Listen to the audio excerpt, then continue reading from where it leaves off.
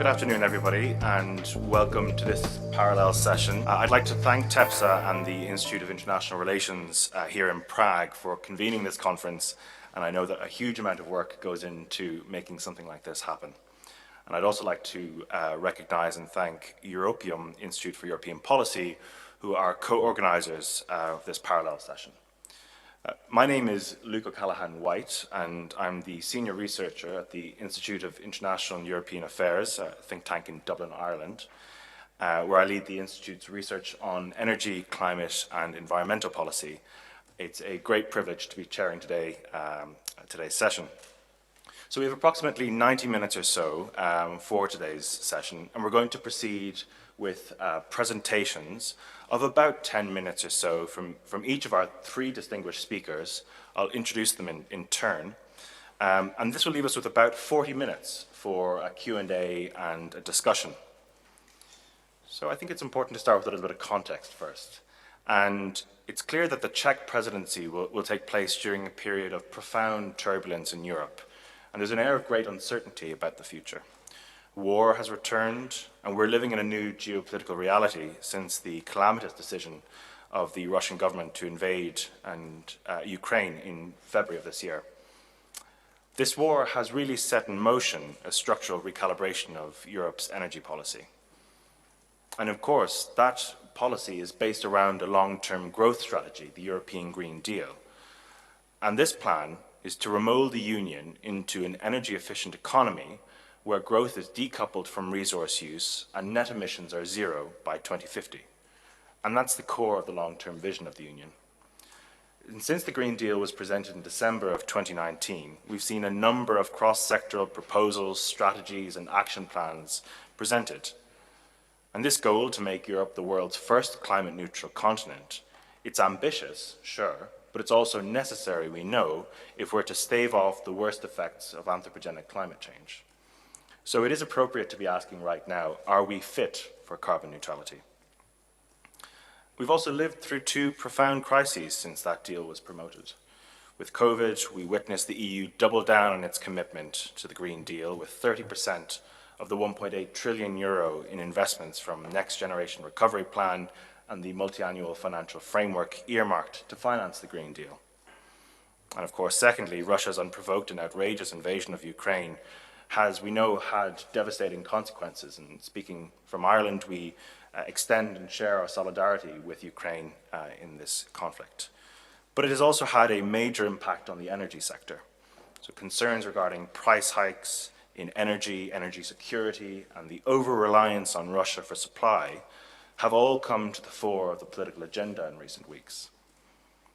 This has concentrated minds on the need to diversify energy sources, enhance energy efficiency measures, and accelerate the decarbonization agenda. And these priorities are expressed in the Repower EU Plan. So responding to the current energy crisis and keeping Europe on a path to meet its 2030 climate and energy targets will, I'm confident, be a key area of concern during the Czech presidency. So that's enough from me, but it's a great pleasure to be with you today for a most timely and important discussion. So as I said, we are delighted to be joined by three distinguished panelists today. And the first of our three speakers is Alexandra Parkova, who is a researcher at the Latvian Institute of International Affairs. And since 2021, Ms. Parkova has been an associate researcher at the European Council on Foreign Relations. She analyzes the political and institutional processes of the European Union, produces scientific publications, organizes conferences, and conducts projects. And she's also a senior researcher at the Riga Stradins University, where she analyzes climate change. I'm delighted to welcome you, Alexandra, and the floor is yours. Thank you. So, good afternoon. I hope you hear me well. And I think I would like to start with something what was touched upon also in the previous Paris presidency and now, is that crises are something what determines us, right?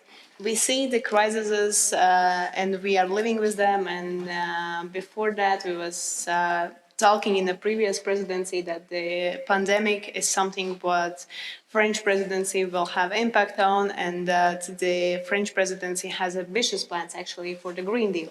But now 6 months has passed, and we see that we still have this different reality, but at the same time we have still the crisis, right, on our agenda. What we have now here is that the Czech presidency is taking on, but the crisis is still determining the actual goal where we are going. Despite the fact that actually TEPSA had a recommendation from the French that they have to focus on the Fit for 55 package to follow the energy efficiency directive, the renewable energy directive, and also the emissions trading system. Today we hear that the new TEPSA recommendations cover up the new side of that. And we are talking also about more about the energy transmission, energy sector, and more on that. But as Luke also raised the question, are we fit? I think it is a good question to be addressed, and I have 3 main points, in my opinion, what we are looking for and what has to be actually respond to the question, are we fit? And the first of all are that we are getting there. I think that this is the most important and significant fact that usually we forget that, for instance, the climate change as an agenda was, and as a terminology was established only in the Lisbon Treaty. Before that, we saw that the environmental policy which EU had was completely different. Now, with the European Green Deal, we have completely different approach. It's a more systemic. European Green Deals cover 8 different areas. It's a completely new environmental policy. So I hear concerns from the society and from the politicians that for instance, the European Commission has to be more ambitious, that the member states has to take more ambitious role in also combating the climate change. But if I may be a bit provocative, I think that we are getting there. We are ambitious enough. At this moment, we are ambitious enough. And the crisis is what is determining the policy, what is in the same agenda at that point, is something which slightly but adjusted. And if we come back to the Green Deal, which is doing with 8 different areas, there is a lot of ambitions from the European Commission side either way. And I think it's something what people forget when we talk about the Green Deal, about the combating the climate change. Because even if you look for a historical point of view, the first environmental policy, which was established with a Rome Treaty, was mainly established only because member states was concerned about the economical side of that. It was so. Here now, what we are doing now, it's a completely different approach, and we are getting there. So the second part of it is about the socio-economic perspective, and this is another important fact. What I think that member states should think about, and institutions in the European Union should think about. Not all of the European member states see themselves as a front runners of the Green Deal, front runners of the climate change. There is countries who, if you look for the last Eurobarometers or future Eurobarometer of the main challenges in the European Union, we see that member states, for instance Latvia, only 1% of the society see climate change as a problem. And the question is how you can address the issue when the countries don't want to see climate change as a major problem to be on the same board. And I think it's something what we should keep in mind when we are asking the question, are we fit? Because there is a lot of going on the same playing ground, and it is something what we have to think about. And the last but not least is that the presidency, what is going up now, it's continuity. So there is a trio. There was a French, now Czech, and then Sweden. It's a trio, and it has to be continuity of the agenda. And I think that it will be something what we have to also keep in mind, that the trio, which is following each by each other, they can have this continuity to address the old challenges also in the Green Deal in the future as well. So despite the fact that crisis, and despite the fact what we see now going up on the member states and going up in the EU institutions, it can be addressed by the following agenda. So we don't have to take one country and see only on their interests and following only that. We have to see the bigger picture of everything. So I think it's 3 main points what I think I would want to address. And I pass back Mike to the Luke. Thank you very much, Alexandra. A lot in there, and I'm sure we'll discuss those points further in the Q&A discussion. So thank you very much indeed. We're now going to go to Helsinki, I believe, where we're joined via Zoom by Dr. Marco Sidi, who is the Montalcini Assistant Professor at the University of Cagliari in Italy. He's also a Senior Research Fellow in the European Union Programme at the Finnish Institute of International Affairs, an Adjunct Professor at the University of Tampere and Helsinki. His focus is primarily based around EU-Russia relations, European energy and climate policy, and European identity and memory politics. And he's published numerous journal articles and policy analysis on these topics. Previously, Marco was a Marie Curie and DAAD Fellow at the Institute of European Politics in Berlin, the University of Edinburgh, and the Hungarian Academy of Sciences and the University of Cologne. So quite an extensive biography there to run through. But I'm delighted you're joining us today, Marco, and the virtual floor is yours. Thank you very much, Luke, for the kind introduction. As you can guess from my background picture, at the moment I'm in Italy, actually. I'm in Cagliari, fulfilling some of my teaching duties here. So you see the palm trees in the background are not from Helsinki. But you're quite right that I've been working at the Finnish Institute of International Affairs for over 7 years. So what I would like to do is to include a few pieces of the puzzles that my predecessor in this panel has already started to put together. I would like to actually also share my screen. I have PowerPoint with some rights, so I hope you can see this. Okay. So what we are talking about today, European climate and energy policy in the light of the latest developments. So as was rightly stated a moment ago, the policies that are implemented now by the European Commission, particularly the Repower EU Plan, do not come in a vacuum. They are the result of a long-term policy, and they're adding new elements and accelerating a plan that was already being deployed before. So a clear acceleration came with the European Green Deal, which updated the EU's 2030 agenda. So in the last 2 years, we have seen new targets for the year 2030 when it comes to reducing greenhouse gas emissions. We have seen a carbon neutrality target for the year 2050, which was also codified in law, in the European climate law. So this is just to clarify very briefly that we have a very dynamic picture, very dynamic policies that were already being deployed before. And some of these policies also had as a key goal a diminishing reliance on external providers of fossil fuels, including Russia, even before the crisis, even before the current war started.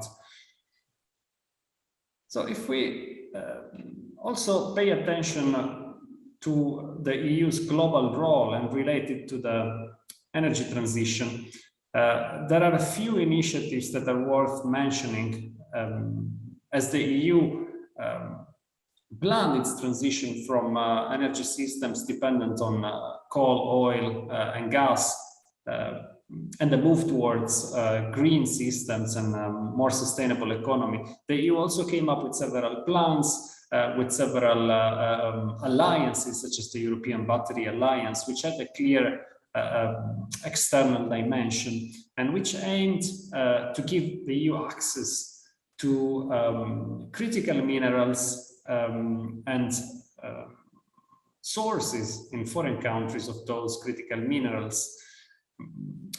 There was also a hydrogen strategy, so a strategy to increase the production and import of this important energy carrier until the year 2030. So all of this was already in place before, and as Luke mentioned in the panel description, the COVID-19, the post-COVID-19 recovery plans led to a further focus on the green agenda, especially through the mainstreaming of the energy transition in various policy areas and the focus of funding, of available funding on sustainable goals. So within this picture, I want to say a couple of things about the Repower EU plan. We have seen the deployment, or actually the presentation of this plan for now, in two stages. The first one came in March 2022 with a Commission communication on joint action for more affordable, secure and sustainable energy. So the overall goal of this communication was to accelerate the energy transition. The double challenge of the war in Ukraine, which led to sudden deterioration or actually near collapse of relations with Russia, key fossil fuel provider, and also to security of supply issues, as Ukraine is and remains a key transit country for Russian gas in particular. So on the one hand, this challenge and the simultaneous challenge of higher energy, unprecedentedly higher energy prices, led the EU to accelerate the green agenda, in particular with the view of cutting the imports of Russian gas. So almost overnight, in many European countries, the discourse changed from a focus on increasing commercial ties with Russia, because these ties were seen as having a pacifying effect on the relationship with Russia, while the discourse changed to these ties, or this energy trade is financing the war. And on top of this, we shouldn't forget the accelerating climate crisis was also very important. It became part of the public debate, and it's more and more evident on a daily basis. It is not cited in the EU documents, but I like referring to the IPCC reports, to the latest IPCC reports that were published between August 2021 and April 2022, and they draw a very serious picture for the entire planet. We are facing the beginning of a crisis that might be the worst crisis we have ever seen in humanity. So the March Repower EU communication focused in particular on gas, on limiting reliance on Russian gas. And it also, as you can see in this table, I tried to enlarge it a bit more in this slide. It had a focus on reducing imports of Russian gas and replacing Russian gas through several policies, and increased the imports of liquefied natural gas.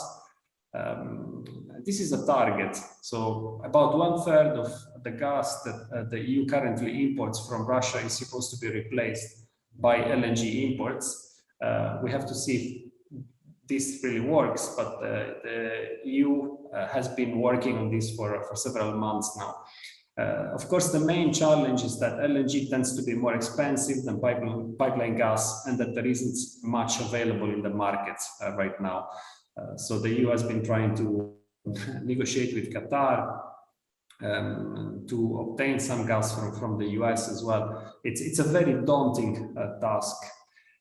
There is also focus on other energy sources, such as biomethane, again, hydrogen, accelerating the deployment of renewables and the deployment of technologies in buildings all over Europe. For example, heat pumps are often mentioned in the documents. Last week, on the 18th of May, we saw the second installment, let's say, of the Repower EU agenda, which is the Repower EU plan. And there are several documents.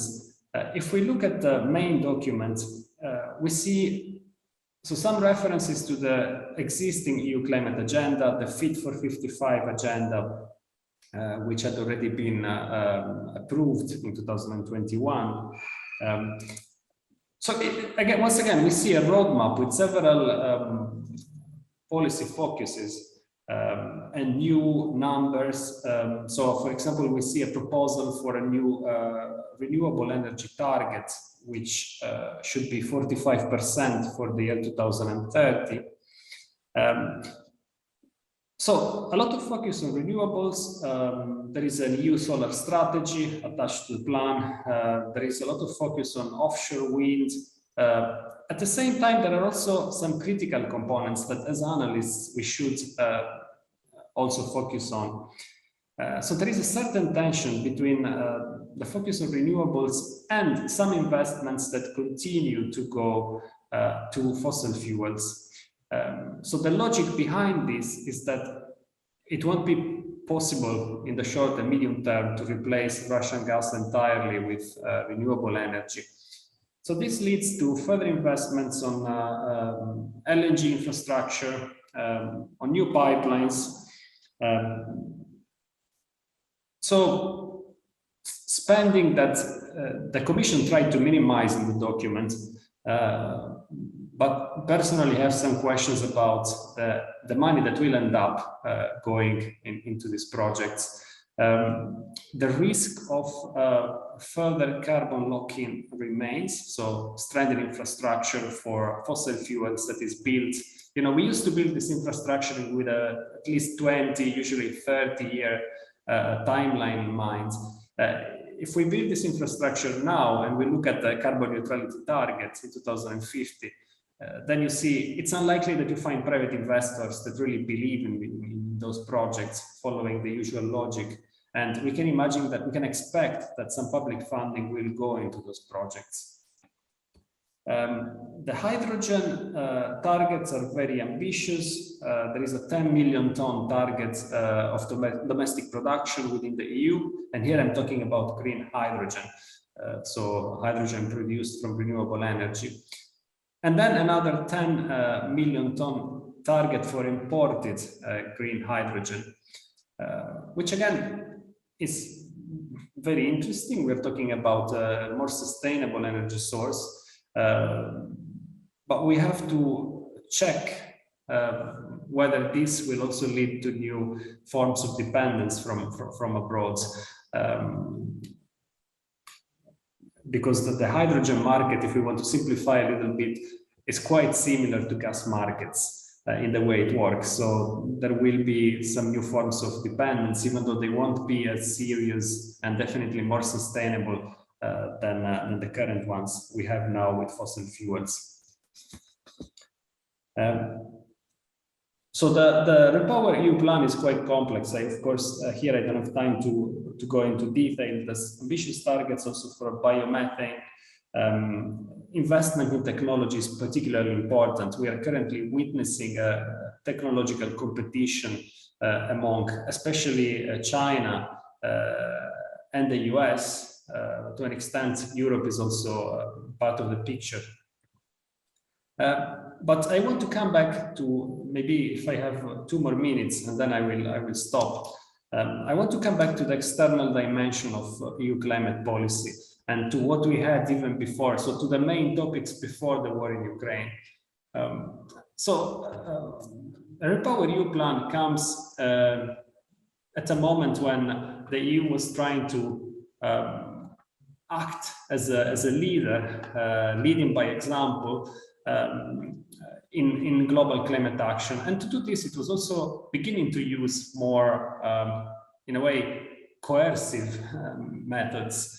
A cornerstone of this policy was the so-called carbon border adjustment mechanism, essentially a carbon border tax, which the EU is planning to introduce between 2026 and 2035. So the logic here is limiting carbon leakage. So the transfer of CO2 emissions of energy-intensive production abroad, where climate regulations are less stringent than in Europe. This led to the EU for the first time to face criticism by, let's say, countries such as China, Russia on the one hand, and also partners like the US. So the war in Ukraine and Repower EU won't take away these challenges.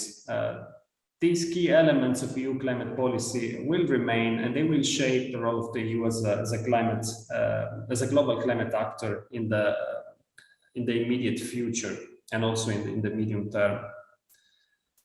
We have to take into account and to keep in mind that while our narratives in Europe are usually very positive about the EU's global role, this is not always the case abroad. And CBAM, so the Carbon Border Adjustment Mechanism, has been criticized, and the European Green Deal is also seen critically in many other contexts because, as has been denounced here, I mentioned, I copy-pasted the title of an article published in Nature a year and a half ago.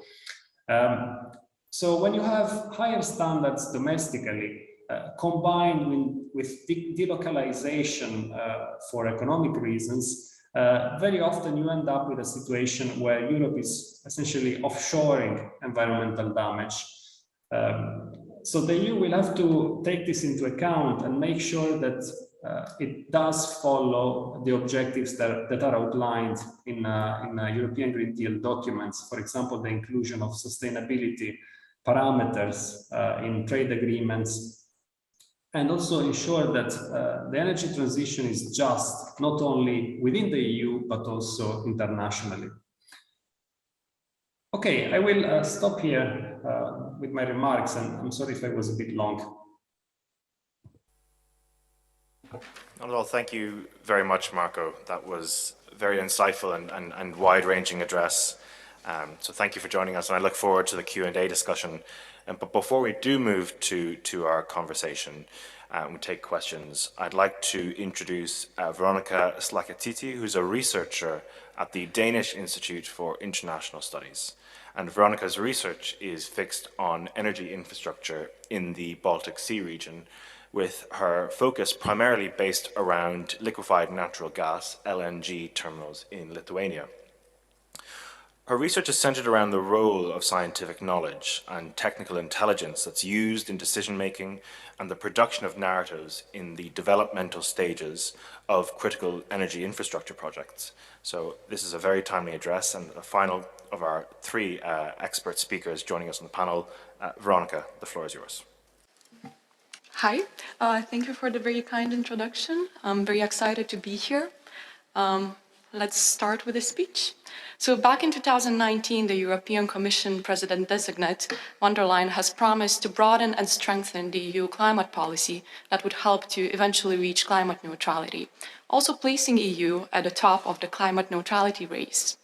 And to reach this ambitious goal, a comprehensive policy framework is required, encompassing multiple dimensions of climate, energy, environmental, industrial, economic, and social processes. Although the Green Deal is labeled as a growth strategy, the communication is not short of challenges that this transition will bring about. In fact, challenges are mentioned 24 times in a 24-page document, oftentimes alongside energy, that appears 72 times. The emphasis on energy here is not a coincidence. While the document itself is not explicitly about energy, it occupies a central stage, as across economic sectors it accounts for around 75% of EU's greenhouse gas emissions. As energy seeps into multiple other sectors through interdependencies, this transition necessitates a move from linear problem solving to integrated circular solutions. Today, everything is increasingly interconnected, and we can no longer move forward with this one crisis at a time approach. So the EU Green Deal aims at reaching climate neutrality by 2050, and we also have accountability stop in 2030, titled Fit for 55. It refers to EU's target of reducing net greenhouse gas emissions by at least 55% compared to the levels in 1990. Noting that Fit for 55, as mentioned by Marco, is legally binding. Just by reaching the objectives enshrined into a Fit for 55 package, the annual gas consumption should be reduced by 1/3, or an equivalent of 100 BCM by 2030, Comparatively, this translates to 2/3 of Russian gas volumes in 2021. And to put this into perspective, the Repower EU Plan states that 2/3 of Russian gas volumes, the 100 BCM, can actually be replaced by the end of this year. Yet here we are not really talking about pure replacement of gas with other sources, but a mix of, or a combination of other sources and gas from other origins, most notably in a form of liquefied natural gas, or LNG for short. Hence, while it happens and to a large extent is extremely ambitious, we still have a long way to go to stay true to the environmental integrity and to reach the climate targets. The Green Deal is in line with a number of legal developments and political commitments, such as Lisbon Treaty, Paris Agreement, UN 2030, SDGs, among others. And the measures announced in Repower EU come to a large extent from EU Green Deal, just with a different accelerated schedule. Although 2050 may not really appear as something that calls for urgent action when it comes to energy infrastructure, it's long-term. Once infrastructure is built, it lasts for decades. The path dependency here is extremely concrete. Investments today stretch into the future, but are they compatible with the agenda? They should be. As such, new gas interconnectors shall be hydrogen compatible, the new terminals shall have purpose in the future, bringing about the circularity that I mentioned before. With the energy crisis inflicted sense of urgency, this shall not be forgotten, as otherwise we'll find ourselves located in lock-ins. Energy is often looked at through the lens of classical trilemma that essentially weights energy security against carbon emission targets and acceptable costs. Balancing these dimensions out is no easy task, and it always produces multiple trade-offs. For instance, in certain regions, most notably CEE, the issue of energy supply has been securitized for years. Countries like Lithuania and Poland has invested in costly LNG infrastructure, although it runs against purely economic rationale, as buying pipe gas oftentimes is cheaper and does not necessitate the new infrastructure. Yet these projects were justified on security grounds instead. On the EU level, energy policy was largely seen through economic prism instead. And while sustainability took the center stage in the past decade, the potential security implications of the overdependence on Russian fossil fuels somehow went largely overlooked. In the face of war in Ukraine, these priorities have been readjusted, now with more emphasis on security of energy supply. Although at an expense of the other two dimensions, both short and long term. So as temporary measures, some countries are burning more coal, others are reopening gas fields or boosting the production. And some solutions have more implications for the long run. For instance, the accelerated push for green energy production will place some of the offshore wind farm projects on land because of the time constraints. So balancing these dimensions out always produces trade-offs, and it is especially the case when we have all of the deadlines accelerated. Speaking of the discrepancy in perceptions of energy security, this is not new. It runs alongside East-West front lines, producing friction within the Union, for years addressing the CEE region as too paranoid or even Russophobic. While the security of supply is commonly defined as uninterrupted availability of energy sources at affordable prices, the multiple disruptions throughout the past 3 decades somehow did not end up triggering red flags. Among the more prominent examples would be energy as weapon tactics employed in 1992 to 1993, when the newly restored Baltic states requested Russian military forces to leave their territories. And Moscow responded by periodically shutting off oil supply and limiting gas flows. The later incidents include gas cutoff in 2006, when Russia and Ukraine clashed over prices in a new political context where the Ukrainian president had pro-Western views, as well as 2006 gas blackmail against Georgia, when Gazprom more than doubled the prices, not long after Georgia expressed a desire to join NATO. Another example would be exponentially growing prices in Lithuania as a response to the so-called unfavorable conditions, such as implementation of the third energy package, or the more recent example of Gazprom limiting gas supply to Moldova in 2021, also triggering a domestic energy crisis, to mention just a few. The misalignment of perceptions implies absence of common discourse on the EU level, which led to no common energy policy for years. Energy union and energy community are steps in the right direction. However, for the most part, the governance remains soft, while the challenges we are faced with today, starting from climate crisis, COVID-19, war in Ukraine, they keep on accelerating the deadlines and placing more ambitious targets in place, as we saw in the recent Repower EU Action Plan released last Wednesday. So this clean, affordable, secure energy has become a utopian mantra, but can we get to this point? And if that's the case, why haven't we done so before? Ever since the Green Deal communication has been published, it has been subjected to a lot of criticism. And ironically, the criticism can be divided into two streams. Some claim that the targets are not high enough to attain climate neutrality, while the others are insisting that the targets are too ambitious to be attained. With more crises luring onto us in the past years, the criticism and skepticism only followed, each time questioning the attainability of the already ambitious goals at an ever faster pace, all of this when the world is in a lockdown or when we are exposed to new price records on a daily basis.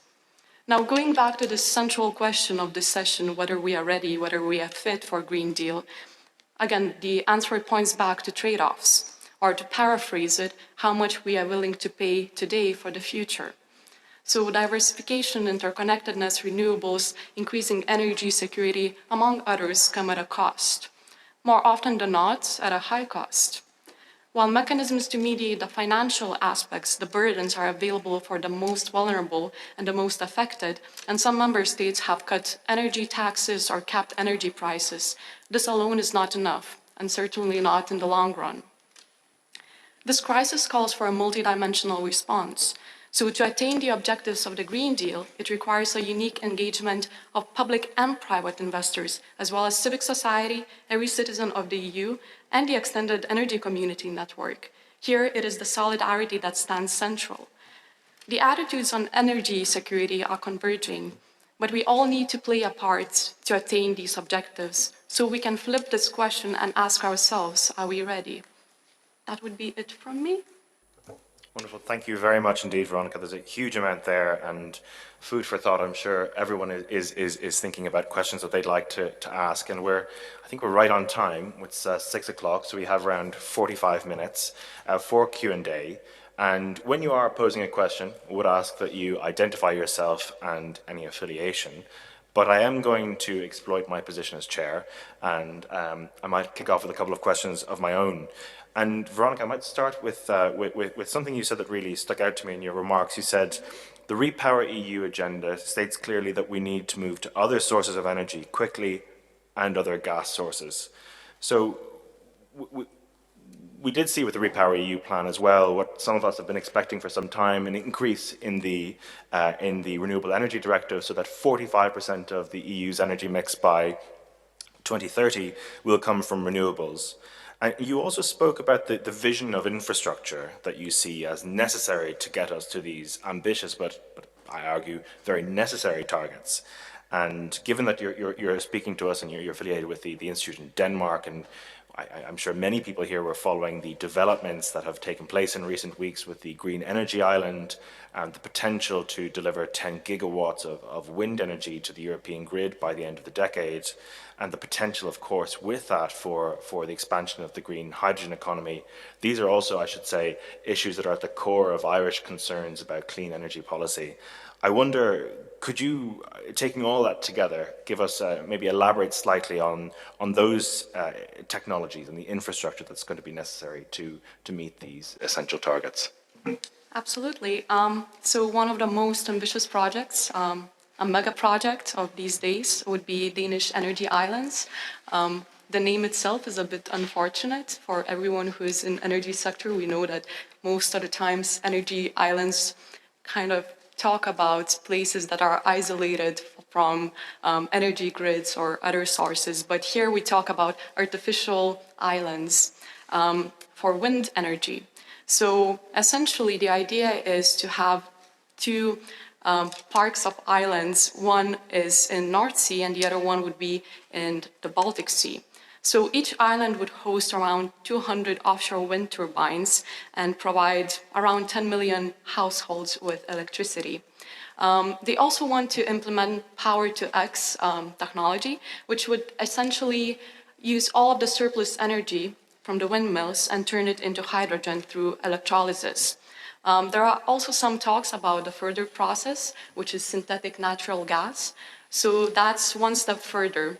That would be taking the green hydrogen, uniting it with captured carbon, so that would be carbon recycling, and turning it into synthetic natural gas.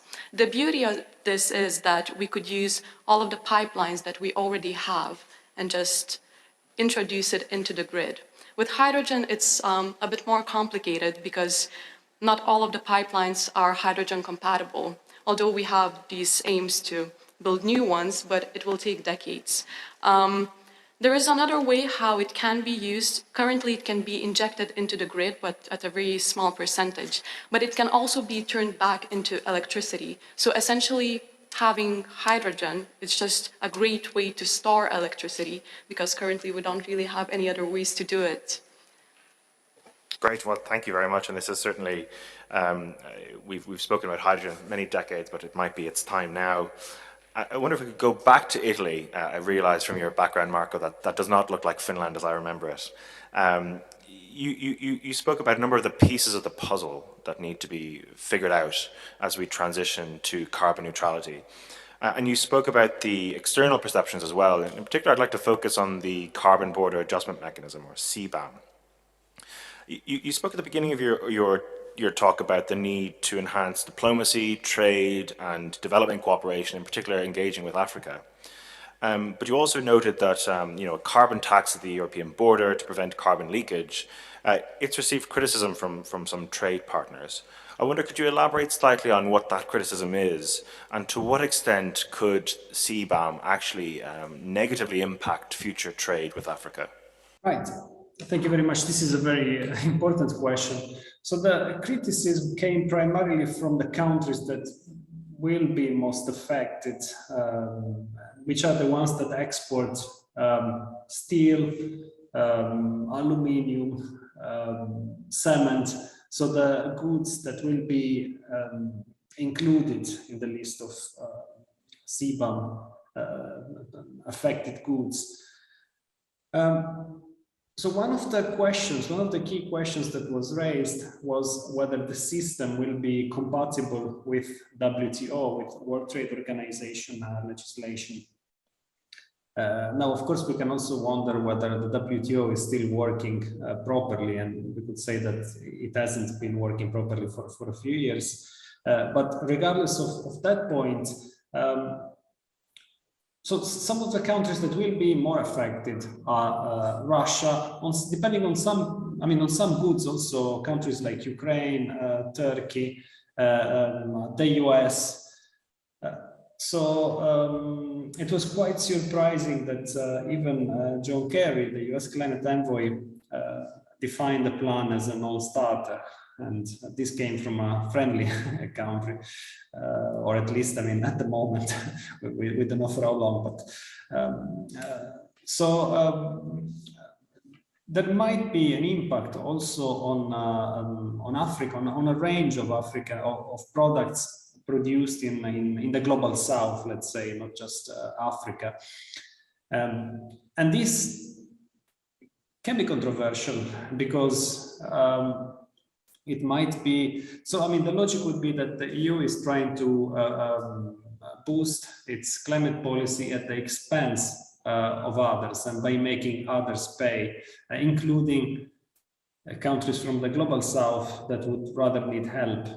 And at some point, the idea was also floated that the money that the Commission borrowed to finance the recovery plans could be guaranteed also by CBAM payments, which made the whole idea even more controversial, because then you would have these countries paying European debt.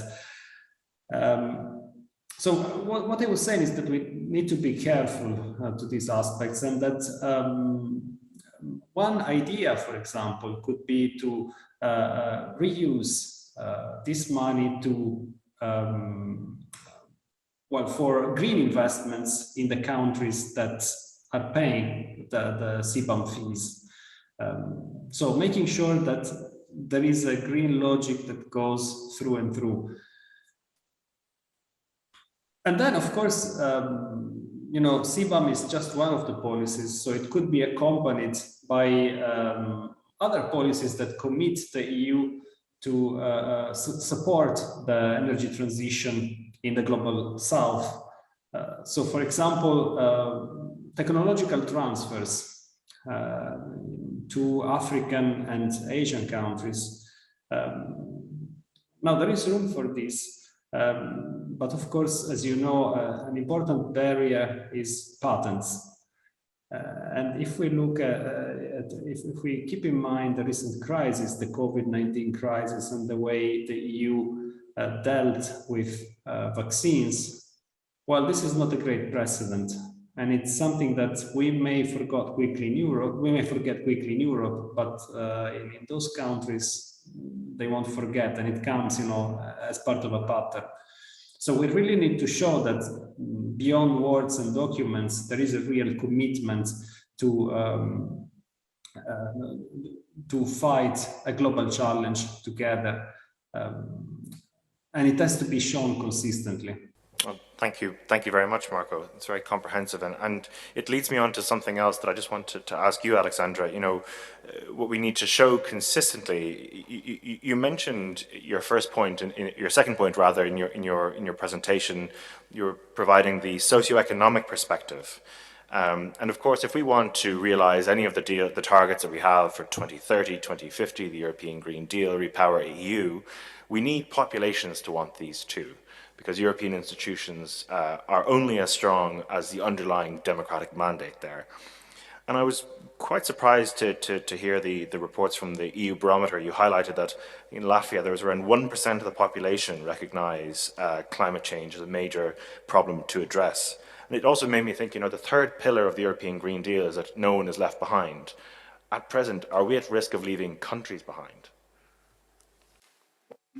Thank you for your question. So, yes, comparing to other countries, for instance, Denmark, Latvia is only 1% of the society who recognize climate change as a problem, and Denmark is 44%, which is a huge difference. But I think it's something what we also hear here, sitting here in the panel between the speakers, about how we perceive the climate change as an issue and how we are going there. For instance, if I may, dropped the question about also the wind parks.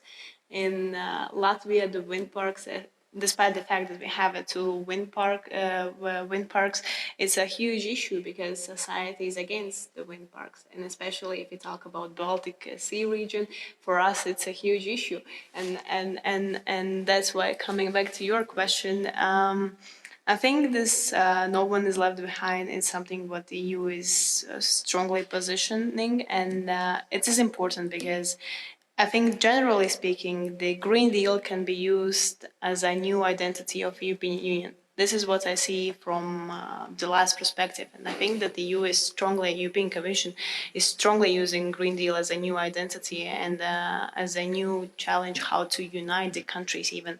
And I think that there will be no countries which will be left behind, but it's still a huge issue should be addressed because, for instance, also what we're seeing now in the energy sector, in Latvia, we love to say that the Baltic states as our early warning system, especially if we're talking about Russia, which is truly that's it, because everything what happens now in the case of the Russia-Ukraine situation, definitely discussed in other panels, but this is something what Baltic states was urgently calling all the time.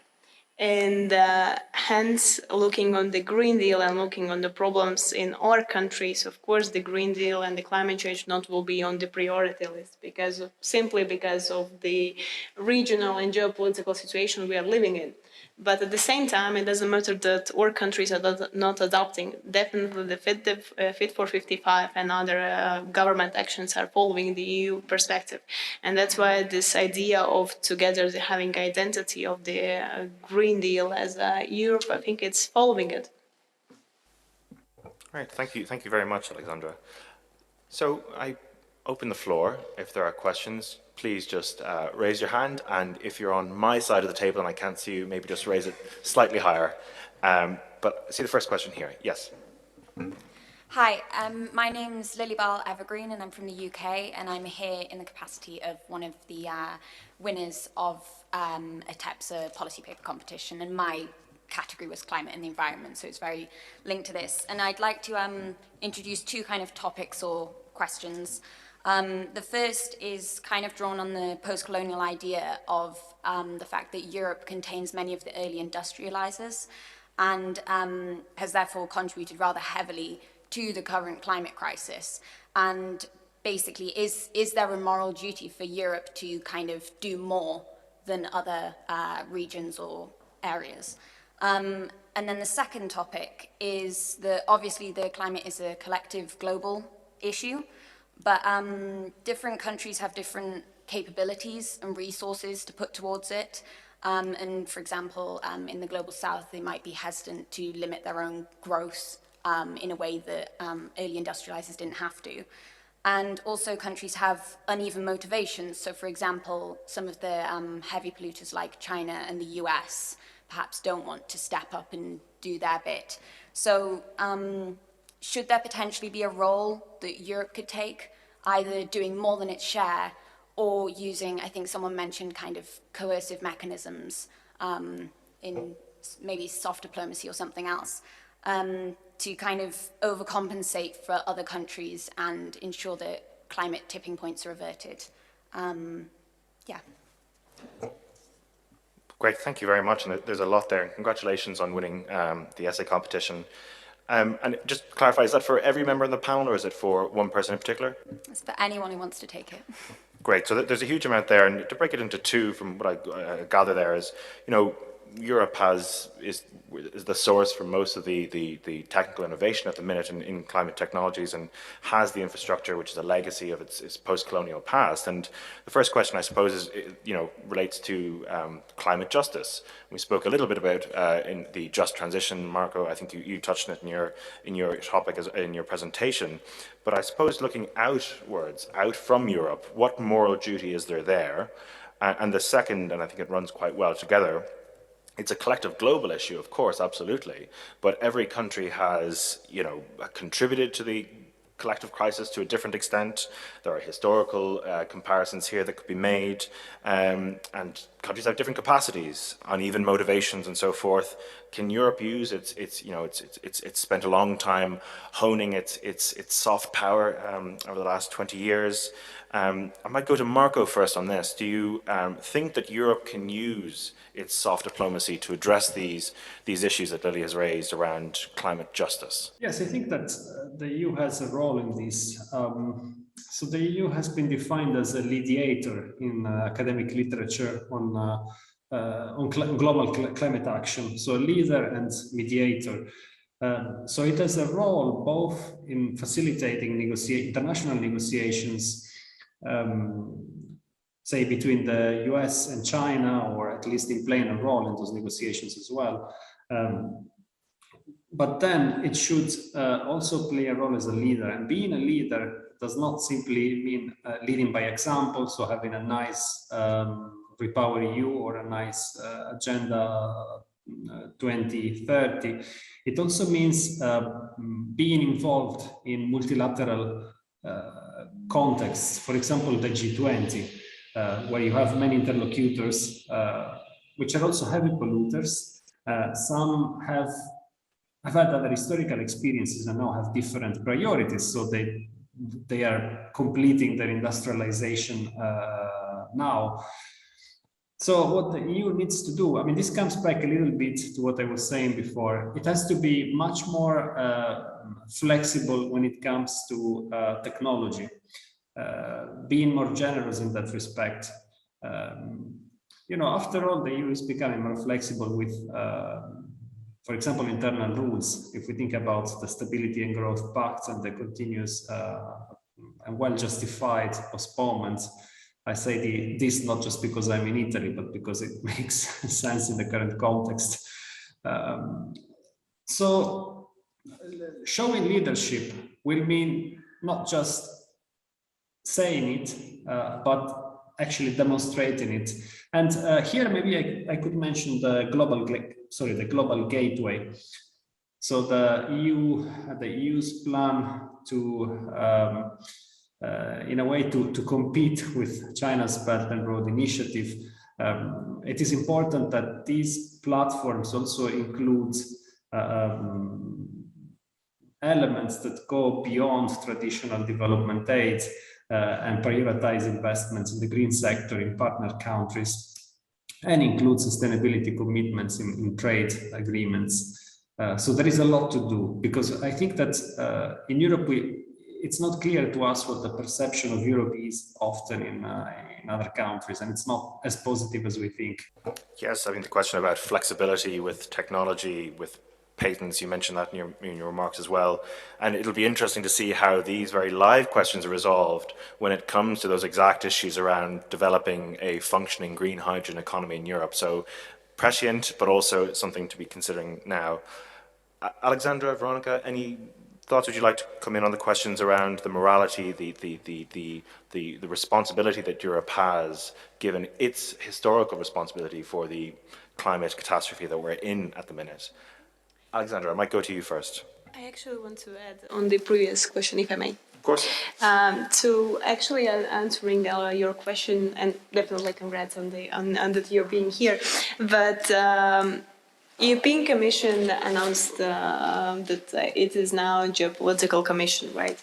And it's taken a leadership in a Green Deal. If we look, for instance, the Glasgow conference, what we see, for instance, from the point of the climate diplomacy, this is the soft power instrument what European Commission is using really broadly. It includes also the older actors in the international arena.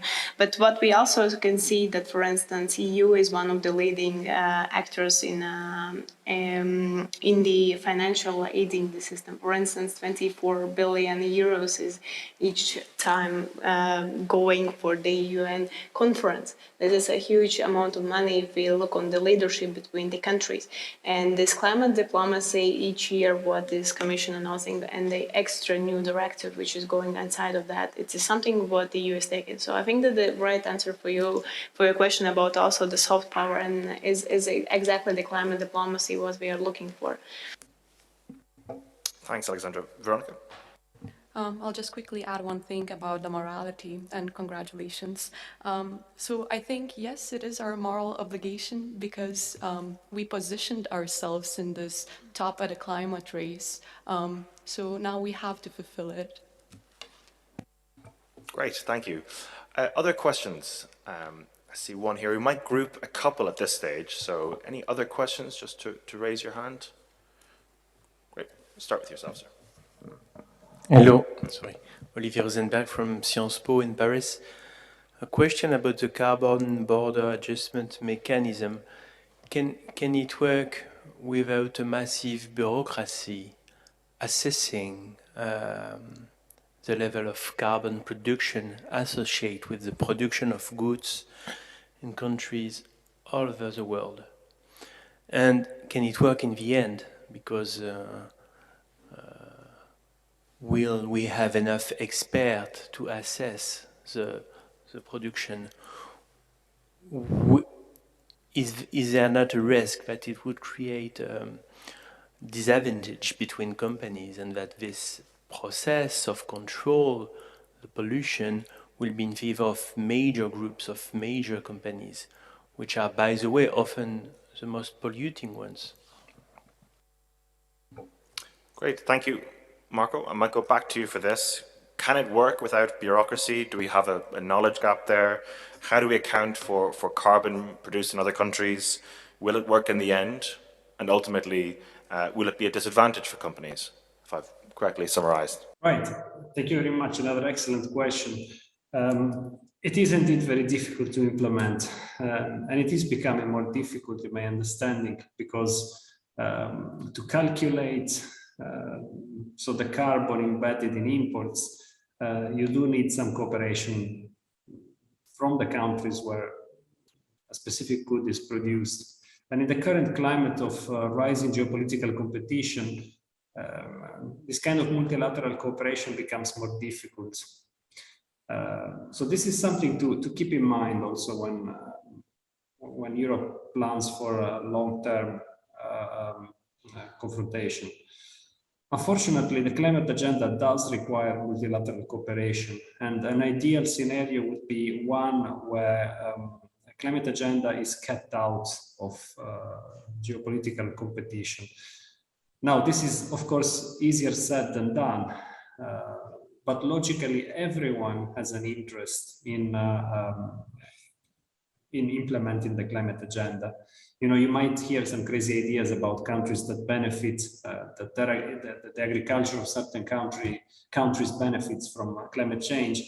This has been disproved by scientific research, and it omits the negative consequences that are always predominant. So coming back to CBAM, there is a challenge. We will have to see if it can be implemented. So the European Union is hoping that this kind of, so carbon markets will become more present in the international scene, and that, so the EU won't really need to fully deploy carbon border taxes. So the logic of a carbon border tax is to make sure that your own production is not penalized if other continents or countries do not have similar regulations. So Europe being one or the largest market, it should be imitated. I mean, it should induce, especially neighboring countries, to adapt to this system. It is difficult to tell now whether it will work. There will be bureaucracy involved for sure. And it's not easy. We have some assessments. If you want to go into the question more specifically, E3G, Brussels-based think tank, has published a report, a long report on the impact of CBAM, and CBAM supporters say that it is possible to implement it, and it's even necessary to prevent carbon leakage. Great, thank you very much, Marco. And I think another question we could ask is, you know, will it be able to work in the United States, where it's probably most it could be replicated now? And the challenge there is that there's no appetite for a carbon price internally. So I think these are questions we'll have to wait and see for a little bit. I'm going to open up again to the audience. Any questions? Just indicate by raising your hand. This is good for me, because I have a question that I've been looking to follow up on. And Veronica, you mentioned, you brought up the issue of path dependency. And this links back into how Europe intends to divest from Russian energy sources in the short term, and also become energy resilient and carbon neutral in the long term. And I wonder to what extent there could be a tension there. So you spoke about the need to ensure that any new fossil infrastructure, we speak about the need for gas from other sources and the role that liquefied natural gas, LNG, might play here. You said that they must be hydrogen compatible. Do you think, though, that this move, this is certainly a live discussion in Ireland, where we're talking about whether or not we want to provide LNG terminal licenses.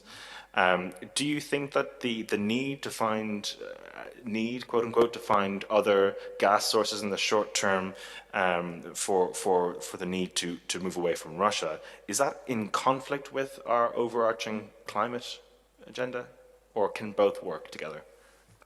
That's a great question, and it's a very complicated one as well. There are trade-offs, going back to my speech, and that's a good point about LNG. There are many discussions all across Europe whether we should actually proceed with these new projects or not. Speaking from experience back in Lithuania, We launched LNG terminal in 2014 because we didn't really have any other options on how to access affordable gas. Now the situation is kind of similar, as you mentioned as well, Alexandra. When it comes to the Baltic states, we are always exposed to these disruptions first. But yeah, now the situation is different and similar at the same time. I'm not entirely sure what is the right approach here. I mean, ideally, everything needs to be compatible with the future, but then again, is it really attainable? I know that the pipelines can be compatible with hydrogen for sure, but it gets a bit trickier when we talk about LNG terminals. When I was doing my fieldwork in Lithuania, I talked to a group of scientists and they were working on these solutions on how we can actually utilize these terminals in the future. And they were talking about carbon capture hubs, potential storage for hydrogen, many options, but the technology is not there yet. So I think we just need to take one step at a time and hope for the best. Thank you. Marco or Alexandra, would you like to weigh in on that question? We can move along otherwise. Great. Any questions as they come to you? Do raise your hand and I'll acknowledge you even as others are speaking. I wanted to move back to the sixth round of sanctions, which are open at the minute, and we're aware, I suppose, that some member states are displeased with the idea of an oil embargo. There's a very live question, perhaps outside the scope of our discussion today, as to whether we've reached the zenith, or we've reached the top of what we can do by way of energy sanctions.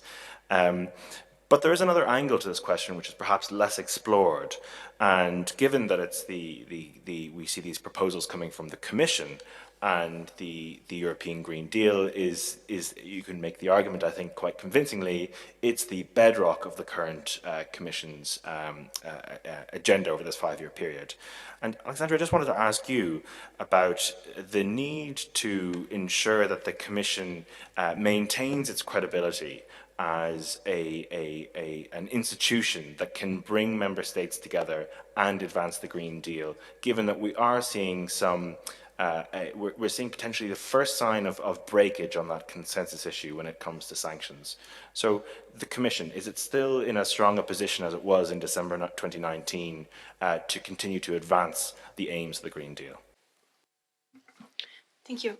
I think that European Commission this period is facing turbulent times all the time. And in my opinion, that European Commission is bringing the countries together. And I think, I personally believe actually that each crisis and turbulent times which we saw in European Union history, it brings countries even together. So we have a closer integration. That's my personal belief. But looking on the actual energy sector and what happens now, I think that we can talk about the political scientist Ernest Haas, who was talking about the spillover effect, right? And I think that this is something what happens abroad inside of the climate change and an energy sector, and a lot of problems which countries address at the same time also European Commission. That the sectoral spillover from the one sector is affecting another one, and in the end, we, as the countries, as the member states, have to address the issue. They will come back to the actor, in this case, European Commission, to address the issue. And this is what we are facing, I think, now. In this case, answering your question, at the same time, I don't think that should be a question about the credibility of the European Commission as itself, because European Commission is doing what is in its competences, and it's addressing the issues, it's addressing the Green Deal issues. It is ambitious enough, in my opinion, as I was stating in the beginning of my speech, that if you look on the environmental policy, what we have seen in 30 years ago and where we are standing now, that we have this systematical approach in a sectoral approach, in systemic approach, and we have ambitious European Commission, which is going in so much directive, not only in the Green Deal, but also if you look on the security sector, it is ambitious enough to have the member states on the board. Great, thank you. Marco, Veronica, would you like to come in on that question? Right. So here there are maybe a couple of levels. So on the one hand, if we look at Eurobarometer surveys, climate change has been a top concern of European citizens for years now.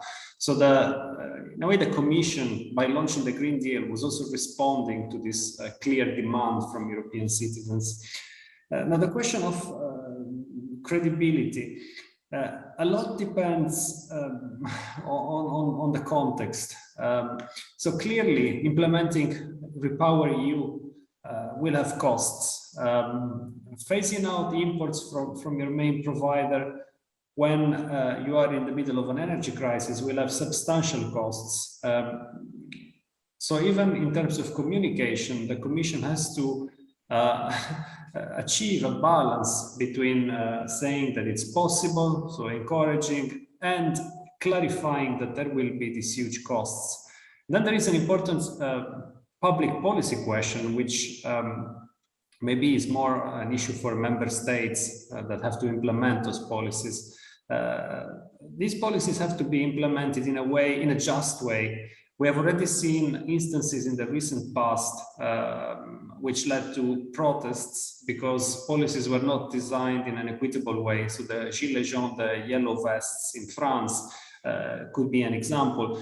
Here in Italy, we also have another example, a big chunk of the recovery funds, and Italy had the largest recovery fund in the EU, was spent on an energy efficiency program, which was a good idea, but for the way it was designed, 10% of the investment went to the 1% richer part of the society. And this was because basically you had to pay in advance and then you got a reimbursement. There was a lot of red tape. Those who have more resources have easier access to that. So the Commission faces this challenge, and it was also criticized. For example, because, and this is difficult to assess for me, hydrogen targets were seen by many as being too ambitious. The way energy saving targets were put also appeared a bit naive. So if you look at that review table I showed before, you see that 10 billion cubic meters of gas should be saved by turning down thermostats by 1 degree. And my question when I saw this was, yes, but who checks this? Who implements this? So in a way, the Commission has to be very careful in several respects. Great, thank you very much, Marco.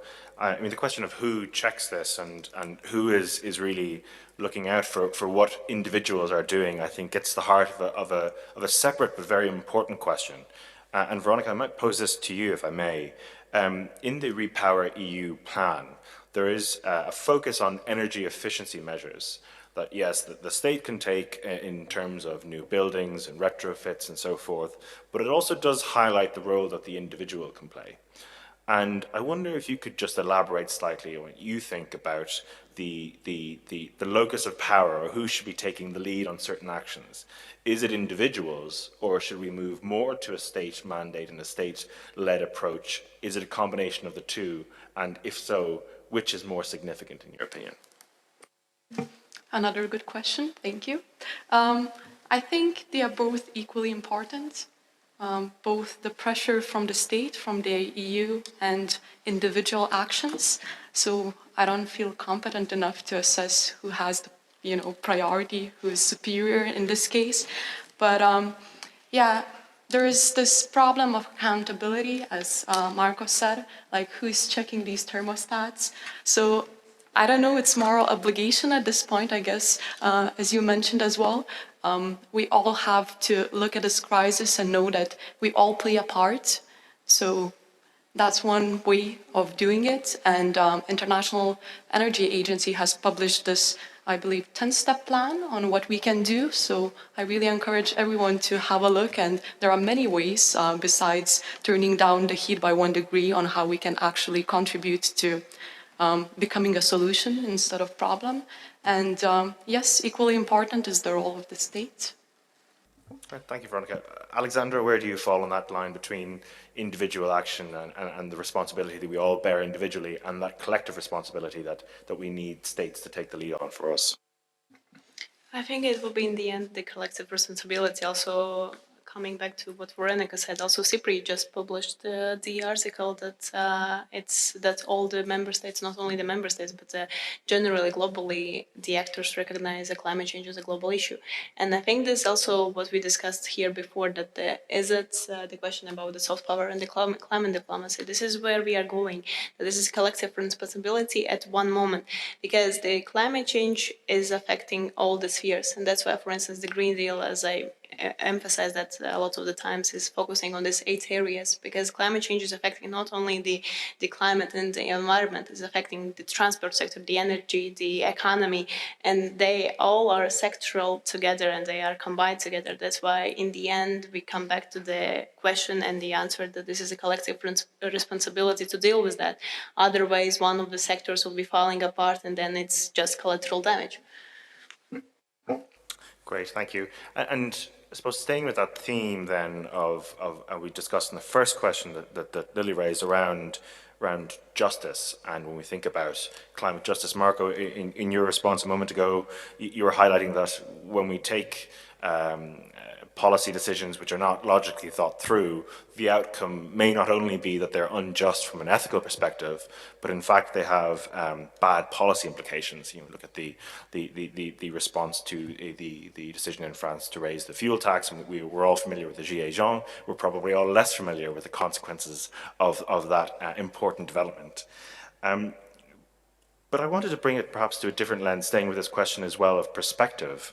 I'd be interested to hear the panel's comments on the role both of climate activism and the emergence over the last number of years we've seen of direct action groups like Extinction Rebellion, and I know that in the UK there was Insulate Britain, a movement which operated over the winter period.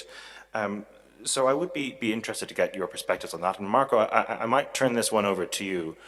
What do you see as the role for direct action to incentivize policymakers to actually commit the actions that they have pledged that they would, and to actually get a move on with this thing? Yes, another excellent point. So in my opinion, civil society action was very important at European level for the launch of the Green Deal. Now, it wasn't the only factor, but it was part of a combination of factors that motivated the new European Commission to launch the European Green Deal. I mean, the other factors that I usually see as playing a role are the outcome of the European elections in 2019, where Green parties did well, especially in large member states, and also the increasing evidence and mediatization of climate change. With the forest fires in Sweden, in Siberia, the Australian bushfires. So all these elements, but Extinction Rebellion and Fridays for Future, for instance, were indeed very important. The Commission tried to address these parts of society, which are very often not given enough attention. So it is clear, and this also comes on top of the Eurobarometer surveys that I mentioned before, highlighting the urgency of climate change also for European citizens. So it is important that civil society plays a role in shaping the agenda, and that climate questions remain central, also at the time of the war in Ukraine, geopolitical competition. In the past, geopolitical crisis often led to a refocus away from the climate agenda and on security of fossil fuel supply. So we have to make sure that this doesn't happen, because even in the Repower EU Plan, there are some, not many, but there are some warning signs. Great, thank you, Marco. I realize that it's around 4 minutes until we're going to wrap up, and I'm conscious that I'm standing between you and dinner. But I thought I might just ask maybe a final question or a concluding comment of my own, unless I see any hands come up before I finish. And we're used to the slogan, "No one is safe until everyone is safe," and that's something that we heard an awful lot from the World Health Organization at their press briefings when we were becoming acquainted with COVID-19. And Alexandra, as you highlighted there, you know, climate affects everything. It'll affect economic growth, it will affect every industry, it will affect everything from energy to whether or not, as is the case, I believe, still in New Delhi, we can send children to school, given the extreme temperatures that have been endured in that country in recent weeks. And Veronica, you spoke, you concluded your presentation by talking about this need for multi-dimensional solidarity, which I thought was a wonderful phrase and one that's kind of new to me and certainly one I'll be using going forward, because I think it really captures the situation quite succinctly and eloquently. And Marco, in your comments, you were highlighting as you were going through the pieces of the puzzle and the perception of the Green Deal, the need for joined up thinking and for thinking through consequences everywhere, not just on the locale.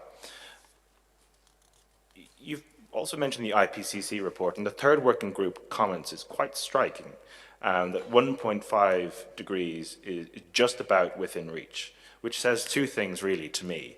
One is we've missed the opportunity to have a landing zone of anything less than 1.5. And secondly, the opportunity to actually meet 1.5 degrees is really, this is the moment for action. There won't be an opportunity to meet again in a forum like this in 4 or 5 years' time and talk about a 1.5 degree future. And perhaps this is just a comment that we could take away when we think about what the future will look like. If we think about what the difference is between a 2 degree scenario and a 1.5 degree scenario, they're both discussed about as if they're more or less the same. There's a gigantic difference in what those futures look like for billions of people around the world. So to come back to my question, we've spoken a lot about the ethical question in terms of steering this transition to net zero. We've asked the question around whether or not we're ready, and we've highlighted the role that the Russian invasion of Ukraine has played in perhaps expediting in Europe the move to renewables. Recently, Tim Gould, who's the chief energy economist at the International Energy Agency, said that the IEA sees clearly that the war in Ukraine will accelerate the transition in Europe, but it is not clear that it will accelerate the transition to renewables everywhere else. So if climate change affects everybody everywhere, it doesn't really matter a whole lot if we're taking a lead in Europe and we are actually accelerating to renewables, if in most other parts of the world that's not happening. So my concluding question to each of our three panelists is, are we ready for net zero, and are you positive about the outlook that we have in store? And Alexandra, I might start with you. Well, I think that in your question, in the end, there was at least 7 questions, but to address the first one, and I think that I like the phrase, no one is safe until everyone is safe, and the question about, so are we ready for net zero? I think that I start my presentation with a statement that we are getting there. And I think it's what I will be saying till the end of my presentation, because we honestly are getting there. The question and the answer why I said that the climate change is affecting a lot of spheres, and it's not only the economy, it's agriculture and industry, and there is a lot of more than that. It's the fact. And if, for instance, we look on the European Union who achieve, for instance, the net zero target, of course, the international arena is based that there is EU, there is US, there is China, there is a lot of more countries. And if one of the actors is actually achieving this goal, it is impossible that the others don't have any impact. It is just impossible. This is not how international relations sphere and the actors are interacting with each other, even if you look, for instance, on the economy sector. And I think this is why I was telling you about that the sectoral approach which we have, the spillover from the one effect, in this case, for instance, the economy, what the EU will achieve, will be having an impact in the end on the other sectors regarding also the countries. The question of the achieving the net zero is more harder. In my opinion, despite the fact that I actually had a discussion last week with Diederik Samson, which is Timmermans' Bureau of the Climate Change, and I'm pretty sure that you know who he is. He is confidently true that we will achieve it. In my opinion, I'm more skeptical. I think that we have an issues to be addressed, and it's not so easy to go on that. We are getting there, but we are still not there. And comparing to what we have now, I think we are ambitious enough. But in the case of the crisis, which is affecting the path which we be choosing, I think we'll get more even ambitious. Because now it is time when countries, societies, civil NGOs and civil sector is understanding that the climate change is actually happening. And a lot to say and do comparison of the climate change together with the pandemic. In case of the pandemic hit the countries, and they understand the reality of, okay, people is dying. Sorry to putting it in simple terms. But with the climate change is a long-term issue. Nobody sees the actual action of the climate change in immediate perspective. That's why when we are getting to, unfortunately, this temperature change is something what actually affects the countries and the civil societies and societies generally, that they start to understand that, okay, the climate change is actually happening. We have to do something with that. And that's why I believe that in the end, we will be getting even more ambitious. And in the end, there is possibility that we will achieve our goals, but maybe not in the perspective of the time period. Great, thank you. Marco, are you positive? Are we on track? Are we ready? I see commitments in Europe, which is also special historical responsibility, as was stated earlier. It might be more difficult